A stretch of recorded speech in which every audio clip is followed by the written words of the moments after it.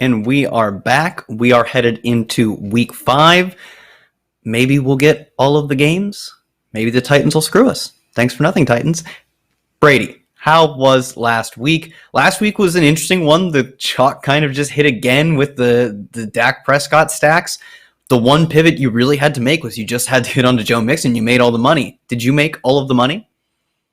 I did not. I actually went with the Drake play, and he let me down once again, like 4 weeks in a row. So I am off the Drake train. But other than that, it was a decent week. Could have went a lot better. Hopefully, bouncing back this week, and yeah, hopefully we get all the games. There's some crazy news going on. So, but regardless, looking forward to week 5. The season has gone by so fast so far.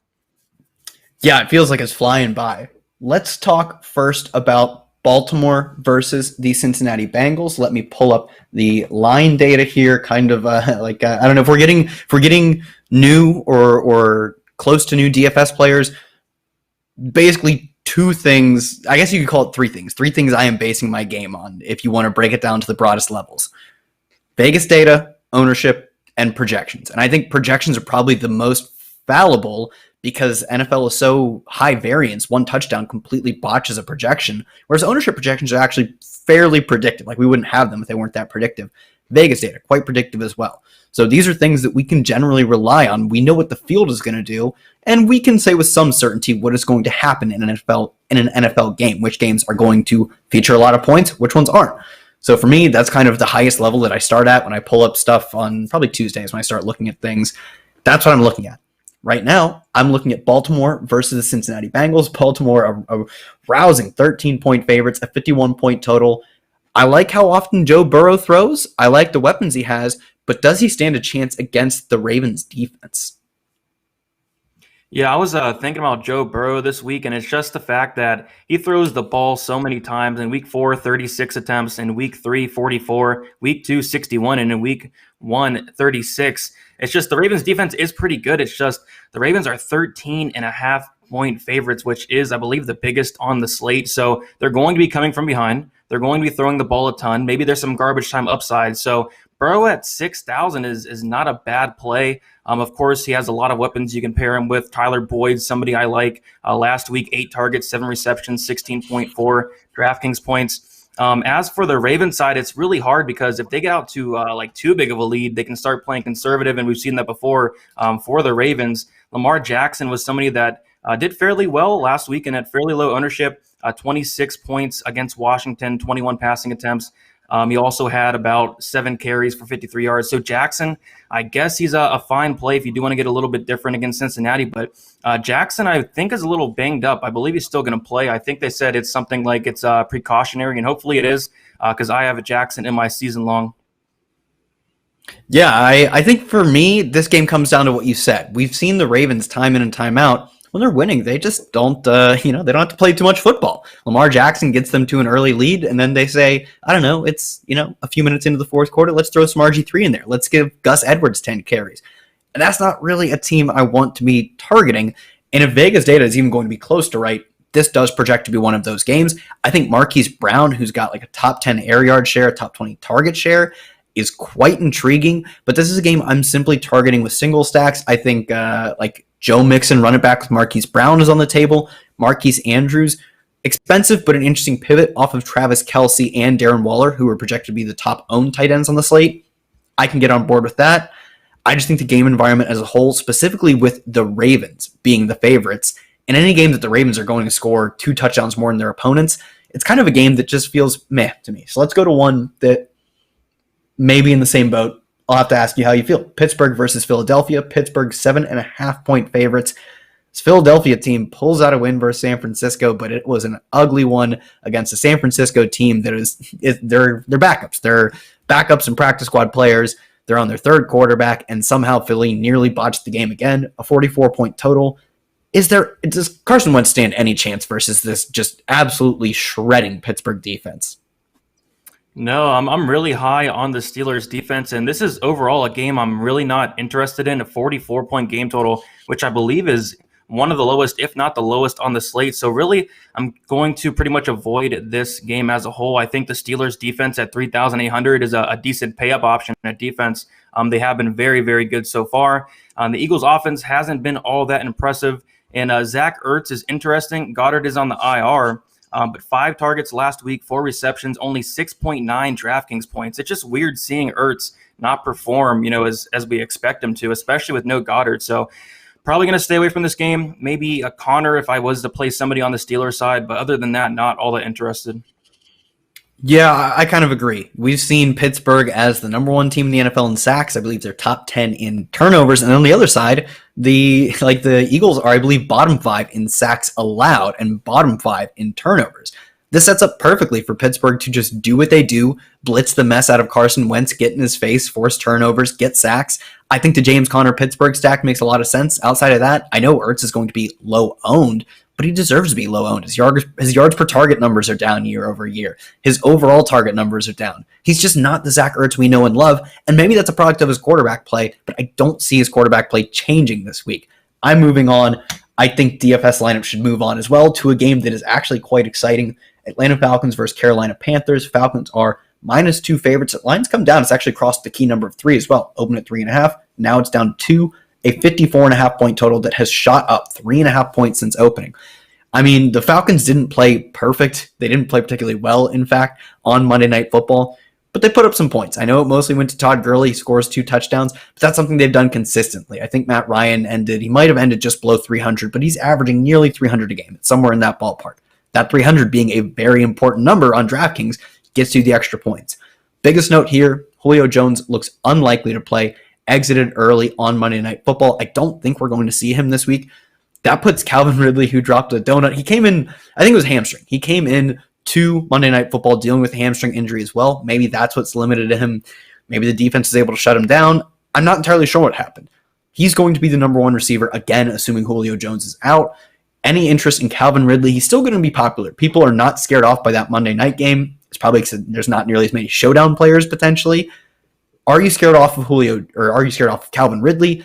And Russell Gage, I just want to throw that name out to you and get your feel on him. I think this is an interesting stack spot. Matt Ryan, Russell Gage, maybe even Olamide Zaccheaus running as the number 3 receiver. We saw in week 1, 12 targets for Russell Gage, 12 targets for Calvin Ridley, 12 targets for Julio Jones. All of them go over 100 yards. This is a team where the number 3 receiver, who originally was Russell Gage, now could be Olamide Zaccheaus, is a viable stacking option. So do you have any interest in moving past Calvin Ridley or Calvin Ridley at all?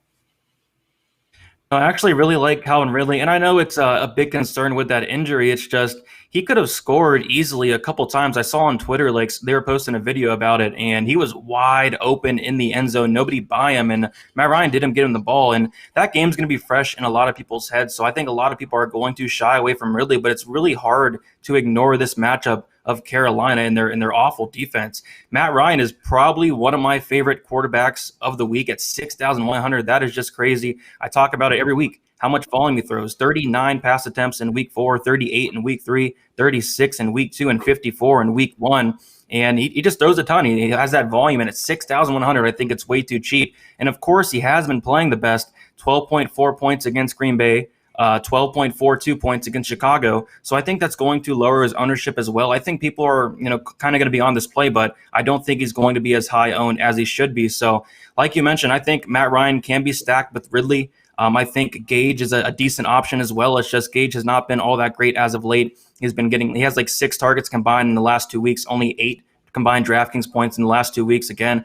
But Julio Jones is not playing, so that should help him out a little bit. On the Carolina side, Bridgewater played really good last week. Bridgewater had 37 passing attempts, 26 completions, 27.24 DraftKings points, and Atlanta's defense, especially their pass defense, is very, very bad. So I think Bridgewater at 5,900 is very interesting, especially since I like his targets. Robbie Anderson is somebody I really like. DJ Moore is somebody I really like. Robbie Anderson actually has more targets, believe it or not, than DJ Moore so far this year. 11 targets in week 4, 10 targets in week 2, 6 in week 3, 17.9 DraftKings points. He's averaging 19.7 DraftKings points. So I think Bridgewater and Anderson is a very solid stack, but even maybe like a Matt Ryan, Ridley, run it back with Anderson, or like a Matt Ryan, Gage, and run it back with Anderson. I'm very intrigued in this game as a whole, really. Yeah, I think this is one of the more sneaky stacking options. It's not going to be quite as popular as, let's say, like the Kansas City game, in my opinion. I think we'll see less ownership here, specifically because the quarterbacks don't fall into that tier of essentially Patrick Mahomes, who started off slow, but we saw he can absolutely light it up when he needs to 2 weeks ago, don't fall into the tier of Patrick Mahomes, Russell Wilson, Dak, and Josh Allen. We just haven't seen it from Teddy Bridgewater and Matt Ryan, and we don't expect them to be Josh Allen, Dak Prescott, etc. At their prices, they don't have to. I still think you're even capable of double stacking these guys because with Carolina, the targets are fairly concentrated. I essentially think there's 3 guys you can play on this team. Mike Davis. I was thinking of the running back situation. I'm thinking Curtis Samuel might get some run as running back. Mike Davis, who saw 17 targets in his first 2 weeks back. Now they're without Reggie Bonifant, who quietly last week ran 9 routes, caught 2 passes, and got, I believe, 10 carries. So I think he is very viable both as a stacking option because of that Reggie Bonifant missing. Mike Davis actually should just operate as the unquestioned number 1 back. I think at this point they do probably have to move Curtis Samuel into some running back situation. Completely moves him out of contention for me. Then on top of that, you've basically just got DJ Moore and Robbie Anderson. 34 targets for Robbie Anderson, but then DJ Moore does have the edge in air yards, which is kind of surprising. You would expect that to be flipped, going into the year. Both of these guys basically are the 2 receiving options this team has outside of the backfield. Stacking options are easy. The game total is high. I think this is one you have to look at. It's going to be fairly chalky. I think the way you get different is you play Teddy Bridgewater and you play Matt Ryan. The weapons are going to be chalky, but these guys are coming in at fairly reasonable ownership and they're low price in a great spot. So if you want to access this game, I think you go all in or you just don't eat that DJ Moore chalk. We saw last week. You should probably just play Robbie Anderson when he's going to be lower owned than DJ Moore. If it's going to be by 10%, that's my move. Let's move on to the next game. The game I was talking about, I would imagine, garners more ownership than any other game on the slate. Kansas City 13, a whopping 13-point favorites, just under that Ravens lead, I believe was 13.5, 56.5 point total over the Las Vegas Raiders. Raiders are getting some chalk. We're seeing Josh Jacobs come in at fairly high ownership. We're seeing Darren Waller as the number 1 or number 2 owned tight end. And on the other side, I think at least the other side might be a bit more warranted with Travis Kelce, either the number 1 or number 2 tight end in the NFL by most counts. Clyde Edwards-Helaire getting the volume, hasn't quite scored. Tyreek Hill and Patrick Mahomes, one of the most dynamic stacking options given what Tyreek Hill can do. How do you treat a game like this where it's so incredibly high owned, but it makes sense? We're seeing the pass catching options, Darren Waller and Josh Jacobs, who's had a great pass catching role, popular on the side that's underdogs. And on the favorites, I don't care if they're going to be leading because Vegas has them with nearly a 35 implied team total. I'm okay with playing a team that's going to be favored if we can reasonably project them to score nearly 5 touchdowns. Like, think about that being the median projection. Like, the median projection is just 4 touchdowns. That's just not even a lock, but it is the favorite to happen. How do you approach a game like this? Yeah, this is definitely a game I want to approach for sure. Like, Patrick Mahomes is somebody that always has that upside week in and week out. Against the Raiders here, he's somebody I really do like. And then, of course, pairing him with Tyreek Hill just seems like the right thing to do. Of course, you can pair him with Kelce as well, but Hill at 6,900, it seems like a little too cheap for me. He's averaging 18.8 DraftKings points per week. I think he's scored in every single game so far, so he's most definitely been, living up to the hype this year for sure. So Hill and Mahomes is somebody I like, and then Clyde Edwards-Helaire at 6,800, a guy that I really do like this week as well. He's getting the volume, 19 total touches in week 1. He had 25 touches in week 3. He's getting a lot of touches. He's getting a lot of opportunity, and he's doing well. 12 points in week 4 against New England, tough matchup. 18 points week 3 against Baltimore, tough matchup. 13 points against the Chargers in week 2, kind of tough matchup. And then 22.8 fantasy points against Houston, good matchup there. And he has a good matchup here against the Raiders. I expect him to do very, very well, especially with them being like 13-point favorites. Edwards-Helaire is somebody I really, really like. On the Raiders side, running it back, of course, Josh Jacobs is fine. 6,300 does seem a little bit cheap. They have been using him in the passing game. And then Waller at 5,900. He has a ton of targets. 12 targets in week 4, 4 in week 3, 16 in week 2, 8 in week 1. I believe he's either top 3 or maybe even leading the tight end targets in the league. 5,900 in a high-scoring game that they're going to be trailing. And Waller seems like a really good play to me. Yeah, Waller is number 5 in the NFL in targets, period. Number 1 among tight ends in targets. He's the guy, man. He is, as far as tight ends go, there is no other tight end getting the ball as much as he is. Although George Kittle, 15 targets on, Sunday Night Football. Had he not missed 2 games before that, there's probably a decent chance that he is contending with Waller. But that tells you the stratosphere of volume that Waller is in. I really like the Clyde Edwards-Helaire call. I think the ownership on this game is going to be potentially out of control. Potentially. I get the game is great. But I will say, when you get a team as highly favored as the Chiefs, it does give me a bit of pause that if Clyde Edwards-Helaire is the one who scores 2 of their 3 first touchdowns, it's going to be really hard for Patrick Mahomes. Let's say he only throws 2 touchdowns, Clyde Edwards-Helaire scores the other 2. That's just not enough at his price tag and at the opportunity cost of like a guy like Dak Prescott or a guy like Russell Wilson, probably scoring 3 to 4 times. So Clyde Edwards-Helaire could be the key to unlocking the approach to this game, and I don't think it's impossible to run him back with the Kansas City defense. Kansas City defense has played well this year. Played well against Deshaun Watson, shut down Lamar Jackson, and no surprise, they destroyed Hoyer and Jarrett Stidham. I mean, anyone could do that, but they did it too. So I think the Chiefs defense stacking them with Clyde Edwards-Helaire, who is among the league leaders in volume, but just has only scored once.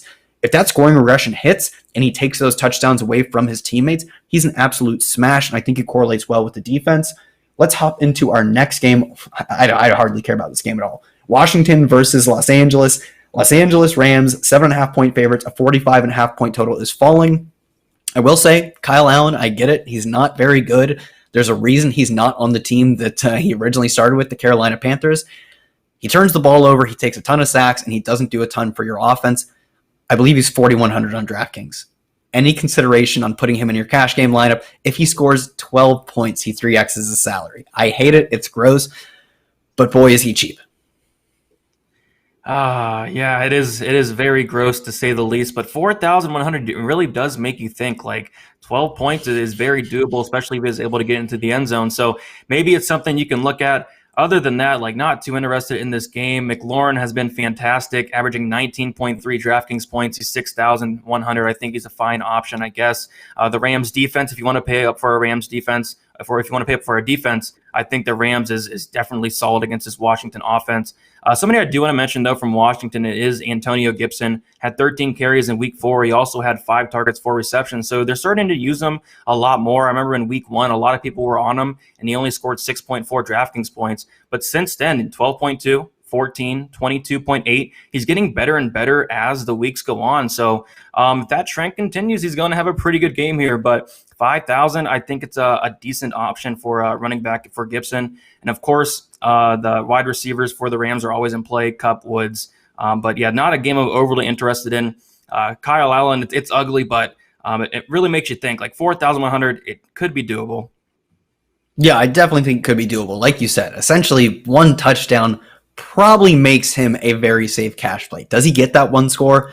I don't know. He's not very good. His weapons outside of McLaurin and Gibson are really nothing. Logan Thomas, I've loved the volume we've seen, has not done anything with it. I get the volume has been inefficient. You definitely have to put a discount on targets coming from Dwayne Haskins. Still, I believe they have the worst tight end unit, so it includes the backups, but they haven't seen a ton of run, graded by Pro Football Focus. It's not great, but I do think it is very possible that he ends up being a fine cash play. On the other side, I would say you could target the running backs. They're massive favorites, and Los Angeles, when they are winning, just loves to run the football. I have no clue what to make of this backfield. I don't think the reward is worth the risk of taking, just getting Darrell Henderson. It was terrible last week. I had a ton of Darrell Henderson, and he was essentially just benched for Malcolm Brown. Now they get Cam Akers back, and I'm supposed to get excited again. I just can't do it. Yeah, you're right. I'm not going to really mess around with this Rams backfield. You really don't know who's going to do good at this point. So it's going to be a pass for me on that one. Our next game, and we don't have line data on this one because I have no clue if it's going to be played. I believe Corey Davis was the player that popped up with COVID. They need consecutive days, I believe, of clean results. Don't know if we'll see that. So Titans versus Buffalo Bills. We won't spend too much time on this because it's hard to pull line data from it. I think I saw Bills as pretty clean favorites at one point before it was probably taken off books. Maybe it never even got up, and that was just a projected line. Tough to say much about this game. I think if it's played, the Titans, coming off of not really getting much practices in, they've got defensive players they'll be missing because they contracted COVID. Great spot for Josh Allen. Josh Allen's just been incredible. He's been top 5 in EPA. He's been top 5 in adjusted completion percentage, adjusted yards per attempt, and flat out yards per attempt. He can do it with his legs. I believe he has 2 or 3 touchdowns on the ground back-to-back in the past 2 weeks. He can do it all. He is just exactly what Bills Mafia wanted him to be and more. He is in that stratosphere of essentially Dak Prescott and Russell Wilson fantasy point output yet he never comes in with the same ownership as those guys. I get it. Josh Allen has a history, an extensive history of being an erratic, inefficient passer. We're not seeing that this year, and it is time to capitalize on that. Every week, it is time to capitalize on that. If this game gets played, I'm stacking him with Stephon Diggs. Last week, 2 weeks ago, we saw John Brown miss about half the game. I think it was a hamstring or maybe an ankle injury. Played as many receiving snaps as did Stephon Diggs. He clearly is operating as their number 2 receiver, and he's 4,800, I believe, on DraftKings. That's a good price. If Josh Allen is going to go off, maybe it doesn't guarantee that John Brown is in the winning lineup, but it certainly does help. I think Josh Allen is one of the few quarterbacks you are not having to double stack, but I probably will still prefer the double stack with Stephon Diggs and my favorite choice being John Brown. Any interest in this game that we have no clue if it's going to happen? Yeah, hopefully this game does happen. I'm a big Josh Allen believer. He has been fantastic. Last week, not his best performance, but still a good performance nonetheless. 34 attempts, 24 completions. He also had 2 passing touchdowns, and he had a rushing touchdown as well. Josh Allen has a ton of upside as somebody you do want to use in tournaments pretty much every week. And then Stephon Diggs is somebody who I like a lot, averaging 21.1 DraftKings points. Did have 7 targets, 6 receptions last week at the 115 yards, 20 points. So Diggs is somebody I like. John Brown, somebody who is, when he's been healthy, he's been playing very good. In week 1, 19 DraftKings points. In week 2 against Miami, 18 DraftKings points. So the Josh Allen Diggs stack is something I'm looking at. Josh Allen, John Brown. And if I was to run it back, I think A.J. Brown, if he plays, is going to be interesting, especially since Davis is not going to play. That means Brown's going to get a ton of targets. When Brown did play in week 1, he did have 8 targets, 5 receptions. So the volume's going to be there, and he's 5,400. So if Brown plays, I think it could be a pretty good option here. Yeah, so they'll be without Corey Davis. I think it's possible they're out without Adam Humphries as well. I know he was one of the players who at some point did, I believe, test positive. And I did just find a report that A.J. Brown is expected to play this week, assuming the game happens. So A.J. Brown at that cheap price has incredible, we know it. We saw it last year with Ryan Tannehill, who's not afraid to huck it deep to him. Incredible upside. If they're going to be underdogs, that increases the pass attempt total. I don't think Derrick Henry is a great run back because Derrick Henry typically needs to get there by chunking away 10, 15, 5, 8, 10 yards. Those are all 20 to 30 second runs off the clock. You don't want a running back chewing up clock in your game stack. You want it to be an incredible shootout, a laser light show. I think A.J. Brown would be that guy. Let's move on from this game that we don't know if it happens to a game I have no interest in. Kyler Murray and the Arizona Cardinals, 7.5-point favorites over the Jets. My only problem with this game, I guess there's a few problems. One, Kyler Murray is just not throwing it deep. He has, I believe, the lowest yards per completion in the NFL, and that's because he has one of the lowest ADOTs in the NFL. They're just running horizontal air raid. It's great for DeAndre Hopkins, who racks up 10, 11, 12 catches in a game. Outside of that, who's it good for? Christian Kirk hasn't been great. Andy Isabella and Larry Fitzgerald, Isabella, if he gets on the field, is exciting, but they're not using him that way. He's a 4th receiver very clearly. Larry Fitzgerald is washed. Kenyon Drake, how far have we come? Last week gets the ultimate matchup versus the Panthers, who were just giving up points to anybody on the ground. He just can't get it done. I think it's time to just be done with Kenyon Drake. We've also seen Chase Edmonds, I believe, in 4 now consecutive weeks out-target him. I know Kenyon Drake was running more routes. He's like the 5th option on those routes. They're looking at linemen to throw to. Kyler Murray is looking to run before he considers passing it to Kenyon Drake. Even though Chase Edmonds isn't playing a ton, he comes in on plays that are actually designed to at least have him in the read progression. So if we're not going to see a ton of, we haven't seen much touchdown. I don't think we've seen any touchdowns from Kenyon Drake. Those are always going to Kyler Murray, or they're throwing when they're in the red zone. He's not going to catch passes because that's Chase Edmonds' role. I can't get myself into any Kenyon Drake, and I can't get myself into much Kyler Murray because there is, in my mind, almost no way. It's possible, but it is unlikely that the Jets really put up a great fight with Joe Flacco as their quarterback. Joe Flacco's been terrible for years. He doesn't have good weapons to throw to. This game should just be a meh game where Kyler rolls, but doesn't really propel anyone outside of DeAndre Hopkins. Yeah, this is a game I'm not all that interested in, and I'm glad you mentioned that. I'm done with Kenyon Drake. It's very disappointing. You had the best matchup probably of the year that you'll get against Carolina, the worst rushing defense in the NFL, 12 attempts, only 35 yards, no receptions, only 3.5 points. And I know he did get hurt towards the end of that game, but, towards the end of the game, so he had all that time to do something, and he didn't. So I am moving past Kenyon Drake until they really price him down. And it's a shame because this is a really good matchup for him, but I just can't find myself playing Kenyon Drake. Same with Murray. I'm not really on Murray this week, pretty much because I like the options around him a little bit more. Hopkins is somebody that's always in play due to the volume he gets. He had kind of an off game last week, 11 DraftKings points, 9 targets still, 7 receptions against the Jets defense. I think Hopkins could be a good play, but other than that, I have no interest in this game. Crowder, I guess, for the Jets is interesting. Both games he's been healthy, 20 points and 27 points at 5,800, but overall, probably just Hopkins and move on for me. So I've been struggling with this game. Deshaun Watson, the Texans face Jacksonville, Gardner Minshew Mania. Texans 6.5-point favorites, a 54-point total. One of the higher totals on the slate, although we do get, at this point in the NFL, the state of the NFL with all the scoring, a lot of 50-plus totals. I've just been so disappointed and burned by Deshaun Watson, who was in great spots against difficult defenses, but I thought Deshaun Watson was a player capable of overcoming difficult defenses. He plays Kansas City and he plays Baltimore. Both those games quite meh, has yet to top 25 DraftKings points. When Dak Prescott is a lock for 30-plus points, when Josh Allen is just smashing 30 points every week, it's really difficult to get excited about Deshaun Watson, who is cheaper, but has yet to hit 30. He's yet to even hit 25. It's just meh. This game, though, looks incredible. Both these defenses are terrible. Both offenses have had their moments. We saw last week Deshaun Watson had his best week of the season. I think it was 23.9 DraftKings points, but it was a slow start, and Brandon Cooks does nothing. So I have no clue outside of Will Fuller, who do I stack him with? How do I approach this game? This is one that people I've talked to are much more excited about than I am. Maybe it's just because I've been burned by Watson. I played him in cash last week, and he got there, but I played him with Brandon Cooks, and that did not get there. So I'm just not vibing with Deshaun Watson. Maybe that's the dumbest not day to take. I kind of want to see it with Watson before I actually pivot off of more expensive, but in my opinion, plain better plays in Josh Allen and Dak Prescott.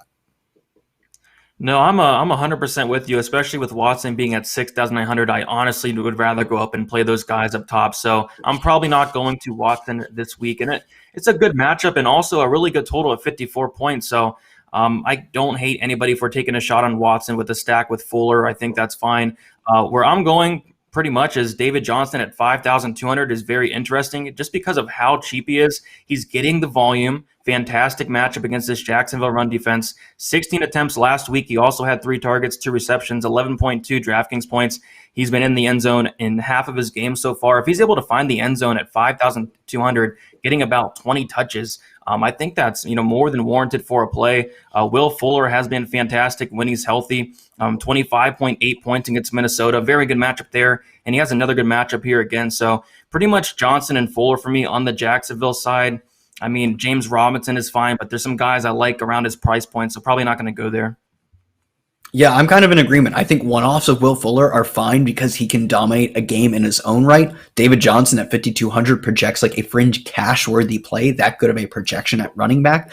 But this is a game that I think the opportunity cost, like you said, Deshaun Watson isn't cheap. If he is Ryan Fitzpatrick last week was a guy I was fine taking shots on because really if he hits 25 points, you're maybe in consideration to bank some tournaments. Deshaun Watson really needs to hit 30. He needs to hit 30 plus, and we just haven't seen it. And I think there are quarterbacks who are for a few $100s more, infinitely more capable of hitting 30, 35, and 40 points, and that's what you need to win a tournament. I'm just not sure Deshaun Watson can win me tournaments. Do I think he can have a good enough game that Will Fuller wins me tournaments? Yeah, so I'm probably going to be with or above the field on Will Fuller. I don't think I'm going to double stack. I don't think I'm going to single stack. I'm probably pushing my quarterback ownership elsewhere. Next game we have is kind of another meh game, San Francisco versus Miami. San Francisco 9-point favorites. The total is at 48. My problem is Miami, really, is that I don't see Miami doing much in this game, even though San Francisco has been really hurt by injuries. I know they lost to Philly, but they still got pressure on Carson Wentz. Didn't look great in that game. They've lost players to injuries, but I think the scheme that they run is so much better than, it makes the team better than the sum of its parts. Can they take advantage of Ryan Fitzpatrick? My lean is yes. We've seen some good games from Ryan Fitzpatrick, but we've also seen some pretty atrocious games.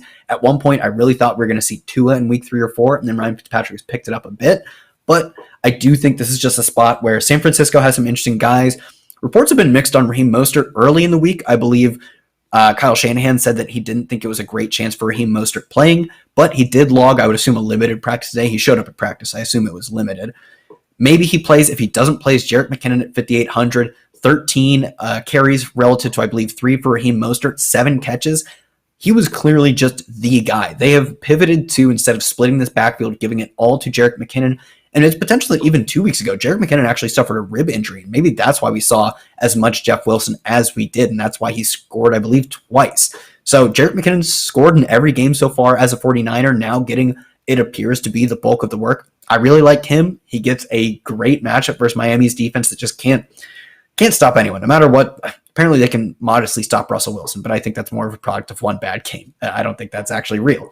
I think their defense is bad. I think the 49ers clearly are going to be winning this game, almost double-digit favorites by Vegas.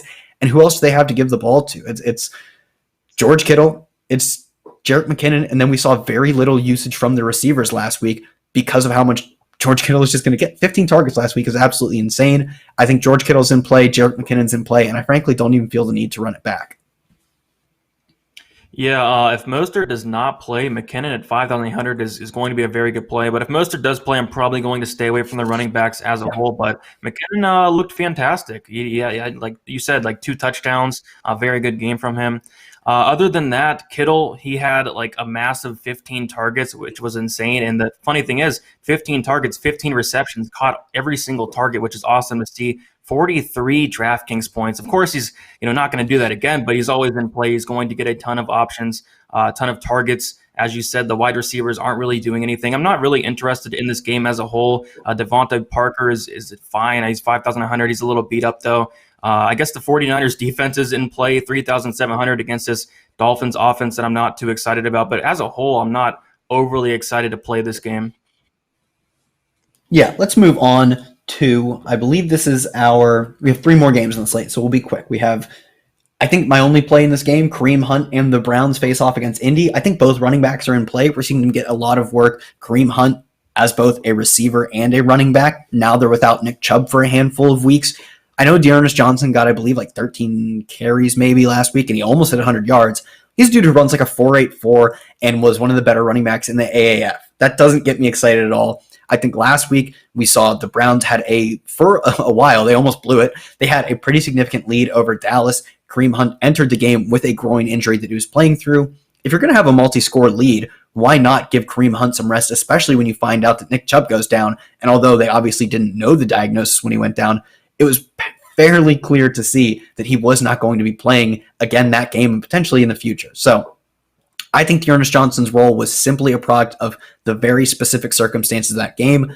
We saw them extend Kareem Hunt going into this season. I think that bears fruit, and we get a lot of touches for Kareem Hunt. One of my favorite plays in the mid-range, the upper mid-range of running back plays this week. Kareem Hunt, Jonathan Taylor, any interest outside of those guys for you?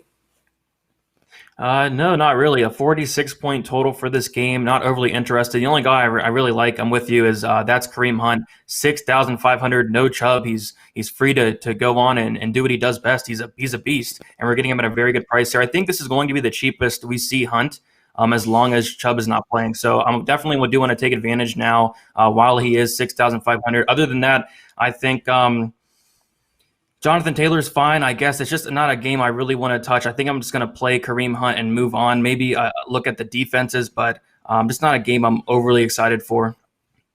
Yeah, I have one more game I'm not excited for that I assume we'll be through quickly. New England versus Brett Ripien, I assume, is the move. Brett Ripien and the Denver Broncos. New England, 11-point favorites. Not guaranteed that this game plays. I believe it was Stephon Gilmore that tested positive, but much like last week, I would say, much like last week, it seems like, I hope, crossing my fingers, that it's one contained positive test like with Cam Newton. So I assume this game is played out as normal. I don't care, though. It's Damiere Byrd at 3K is actually quite interesting. 10 targets, but I believe he only catches 5 of them. Unsurprising when Brian Hoyer and Jared Stidham are quarterbacks. At 3K, I think he's worth considering, given what we've seen from N'Keal Harry, which has essentially been pigeonholed into Jarvis Landry light. And Julian Edelman running downfield, although that's good when he has a good quarterback, maybe it's not quite as good when he has Brian Hoyer or Jared Stidham. I think Damiere Byrd at 3K, min price, essentially needs a handful of points to not sink your lineups, is fine. I believe he leads the team in receiving snaps. That's good. Outside of that, I frankly have very little interest in this game with the quarterback matchup we're going to see. I don't want to play games or play players from games that faces Brett Ripien against Jared Stidham. Yeah, a game I'm definitely staying away from. You did point him out, Bird, 3,000 at minimum price. I think that's a fine option, but the only thing I want to talk about is the Patriots defense. If you want to pay up for a defense, man, 4,200. So they know what's going to happen here. They're going to have themselves a good game. Patriots defense is doing very well this year, averaging 9 DraftKings points. So probably if I was to pay up for a defense, Patriots would be the way to go. But man, I'm not touching any of these options: running back, wide receivers, tight ends. Just not interested in this game as a whole. All right. Our last game on the slate is quite an interesting one. Dallas, 9.5-point favorites versus the Giants. 54-point total. I am scrolling. I see 2 games with higher totals. 2 games, Kansas City and the Falcons game, are both Falcons game almost essentially the same total. Kansas City a little bit higher. That puts this game in fairly rarefied air, on the same tier as Houston versus Jacksonville, but I feel much better about this one. I know we're getting a handful of players likely to return for Dallas. I think like Leighton Vander Esch is coming back. They have a defensive lineman coming back. I don't think that patches up there. It's not that they have holes. Their whole defense is just one large hole. It's just a team you can walk through at will.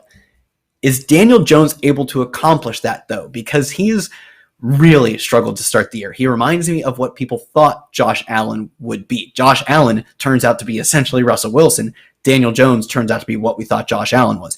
Can he take advantage of a matchup that every single team has taken advantage of through 4 weeks? It's really tough. I mean, Jones has not done anything, but this Dallas defense is somebody you really, really want to attack. Like you mentioned it, their whole defense is a hole. So, yeah, I think Jones at 5,400, if you do want to punt at a quarterback, I think this is the week to try out some Jones here. On the Dallas side, they have been, absolutely insane with their DraftKings scoring. Dak Prescott has been amazing, averaging 34.3 DraftKings points, 42 last week against the Browns. Zeke Elliott, 7,800 is always in play. And of course, these Dallas wide receivers, pretty much every single one of them you can make a case for. Amari Cooper has been fantastic. He's been very consistent, averaging 22.8 DraftKings per week so far. Lamb's another good option. Giants side, I guess you can target these receivers against this Dallas defense. Slayton is somebody I really do like at 4,800. Very consistent with his targets: 9 in week 1, 6 in week 2, 7 in week 3 and 4. So the volume is there. He's 4,800. You can't ask for a much better matchup here against Dallas, and a 54-point game total. So these receivers are somebody I'm looking at for the Giants. And then Schultz, the tight end for Dallas, 4,800, getting some decent volume. 8 targets last week, 4 receptions, did have a touchdown, 17.2 targets. 17.2 DraftKings points. This is a game I have a ton of interest in from both sides. It's going to probably be one of the highest, if not the highest scoring game on the slate. It seems like no matter what the total is for Dallas, it seems like it always hits the over. Like both sides seem to have great fantasy days. So yeah, both sides here for me. Might take a look at the Jones. It's a little risky, but it's going to be low owned. So if you do want to get different in tournaments and play them and stack them up with Golden Tate or Slayton, I think you can. Obviously, fantastic run back options with Amari Cooper, CeeDee Lamb, Michael Gallup, all that. I think that would be a pretty decent chance to be a little bit different there with some upside. Yeah, probably because they've been losing a lot, but the Giants are top 10. They're actually number 6 in pass plays per game, and that has really helped Darius Slayton see looks. That necessarily hasn't always manifested itself in fantasy points, but he's getting a lot of looks. He's top 20 in targets. He's top 20 in air yards. He's only 4,800 on DraftKings. That price is just incongruent with the volume he's seeing and the matchup he faces. He's going to be popular, but I think that ownership, especially if you are going heavy and stacking this game, I still think even though people are hip to the fact that Dallas is really good, we're not seeing a ton of ownership on Dak double stacks with a run back. People are still hesitant, thinking that caps their upside. And sure, mathematically, in some sense it does, but you don't need to score 50 points at every single position. You probably need 25 to 30, though, at every single position. And the correlation in the double stack helps you get there. So for me, I think the Dak double stack with almost certainly Amari, his target numbers, like you said, have just been every single week in, week out. He's getting looks. He's averaging 20 plus DraftKings points a game. It's all been there for Amari. CeeDee Lamb is the guy, and Dalton Schultz actually, but I'll start with CeeDee Lamb. Just seems to be purely running and getting more targets than Michael Gallup. Michael Gallup definitely has explosive upside because he has a pretty high ADOT, but I'm just going to chase the targets. Targets are more predictive, I believe. I believe the math backs this up. Targets are more predictive than air yards. Air yards help, but targets are still the basis of fantasy points, especially in full PPR, where a single catch is worth so much. So I think I am preferring to run a CeeDee Lamb, Amari Cooper, Dak stack, run it back with Darius Slayton. You can also look to Evan Ingram, who is going to be popular, but he probably deserves it too. A great matchup, and I believe he's top 5 in targets among tight ends. Only other thing, you mentioned it, Dalton Schultz running a ton of routes and getting a ton of targets for this Dallas team that just, yeah, of course, if you're a starter for Dallas, you are going to get a lot of targets because they throw so much. This is absolutely insane. Do you know what the NFL passing yardage record is? Nah. Peyton Manning has it, I believe. I can pull the number up. It is 54.77, I believe, is the most. Dak Prescott right now on pace for over 6,700 passing yards. He's like insane. 1,300 yards. It would be the greatest season by like a 20 to 30% increase if he sustains this pace. Is he going to? Almost certainly not. But if he has a 20% decrease, he'll have one of the best seasons of all time.